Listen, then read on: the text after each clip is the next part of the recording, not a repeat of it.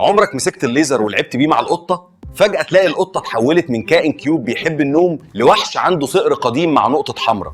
تلاقيها بتتزحلق، تنط، تدخل تحت الكنبة، تطلع فوق الدولاب، وفي الآخر النقطة الحمراء أنا هنا، لا مش هنا، والقطة واقفة تقول لك بعينيها والنبي هجيبك.